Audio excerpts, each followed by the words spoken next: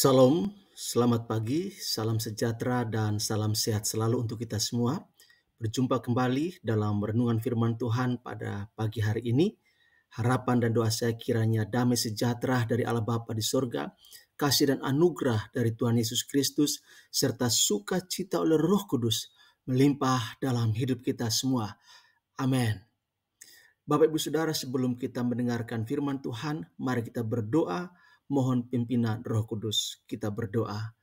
Bapa di sorga, di dalam nama Tuhan Yesus, Juru Selamat kami yang hidup, kami mengucap syukur dan terima kasih Tuhan untuk kasih dan kebaikan Tuhan kepada kami. Sampai dengan pagi hari ini Tuhan, kami masih ada sebagaimana kami ada. Kami masih sehat, kami masih kuat. Terima kasih itu semua karena anugerah-Mu bagi kami. Terima kasih buat hari ini Tuhan, hari di mana kami diizinkan untuk menikmati kembali berkat kasih sayang, pertolongan, dan kemurahan Tuhan dalam hidup kami. Pagi ini Tuhan, kami akan membaca dan merenungkan firman-Mu.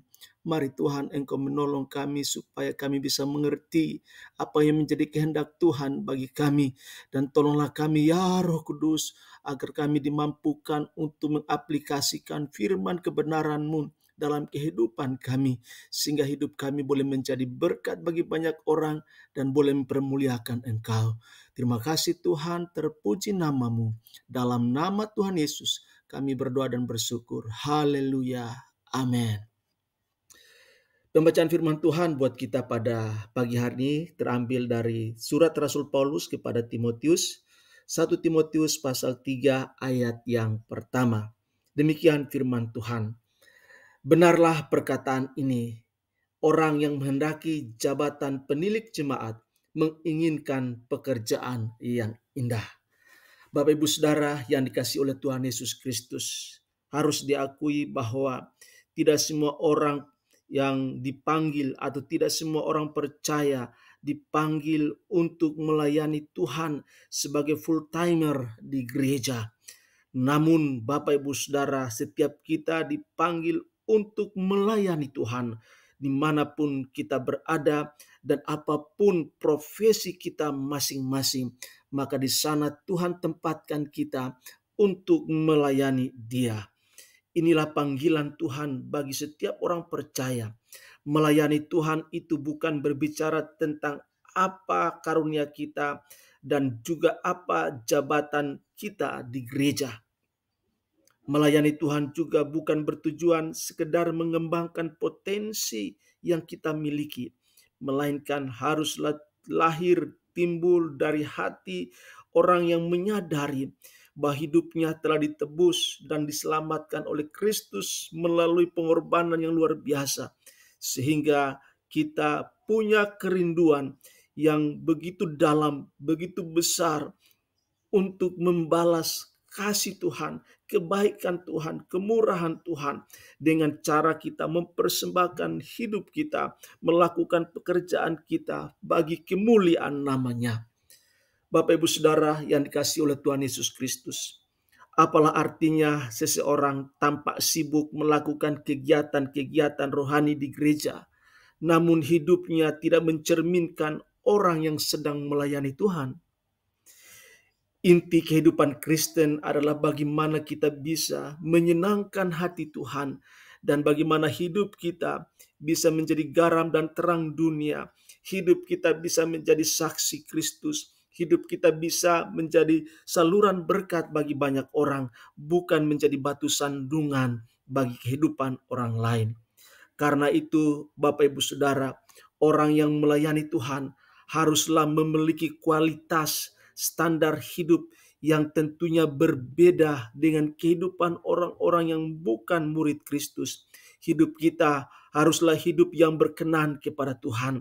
Sebagaimana dikatakan oleh firman Tuhan, haruslah seorang yang tak bercacat, suami dari satu istri, dapat menahan diri, bijaksana, sopan, suka memberi tumpangan, cakap mengajar orang lain, bukan peminum, bukan pemarah, melainkan peramah, pendamai, bukan hamba uang.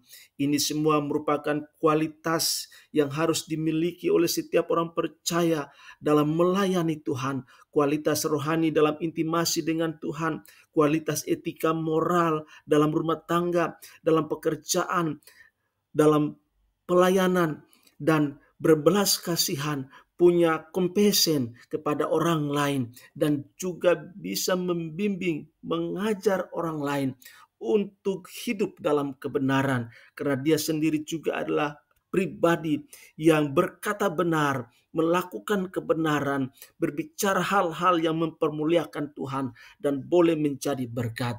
Bukan seseorang yang menjadi budak dari uang, pelaku kejahatan, moralitas yang rendah.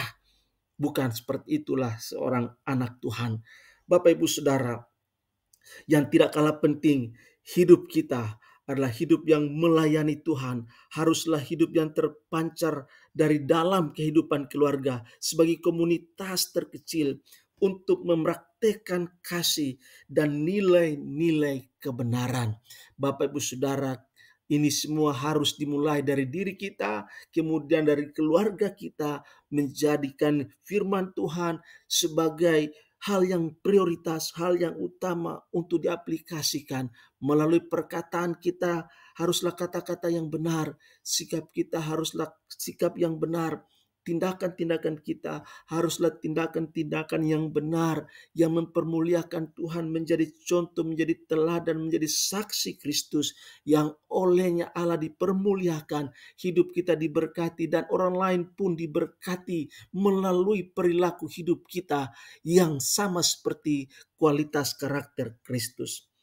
Bapak Ibu Saudara, dikatakan dalam firman Tuhan bahwa kita di dalam konteks keluarga haruslah sebagai seorang kepala keluarga yang baik, disegani dan dihormati oleh anak-anaknya. Jikalau seorang tidak tahu mengepalai keluarganya sendiri, bagaimanakah ia dapat mengurus jemaat Allah? Ini tentu sangat penting bagi kita dalam menjalankan kehidupan kita sebagai suami, sebagai seorang ayah, sebagai pemimpin dalam rumah tangga, bahkan dalam komunitas yang lebih luas, gereja Tuhan, bahkan dalam pekerjaan, dalam bisnis, dalam usaha, dalam apapun yang kita lakukan. Biarlah motivasi kita hanya untuk mempermuliakan Tuhan dan membiarkan Tuhan memakai kita untuk menjadi saluran kebenarannya kepada setiap orang yang Tuhan percayakan hadir dalam kehidupan kita, bahkan melalui pekerjaan, melalui bisnis, melalui usaha yang kita lakukan, melalui pelayanan, melalui studi yang dijalankan oleh setiap kita. Biar semuanya itu untuk hormat dan kemuliaan bagi nama Tuhan. Dan kekuatan kita sendiri tentulah tidak bisa. Itu sebabnya kita harus bergantung kepada Roh Kudus, sang sumber kebenaran itu yang akan membimbing, menuntun, mengarahkan langkah-langkah hidup kita yang semakin hari semakin berkenan kepada Tuhan, semakin hari semakin lebih baik dari hari-hari sebelumnya, semakin hari semakin menjadi berkat, semakin hari semakin taat melakukan firman Tuhan dalam hidup kita, dan itu dikerjakan bersama Roh Kudus di dalam kehidupan kita, sehingga sungguh-sungguh hidup kita boleh menjadi kehidupan yang menjadi berkat bagi orang lain. Kiranya Tuhan menolong kita. Sampai bertemu, Tuhan Yesus memberkati, dan shalom untuk kita semua. Amin.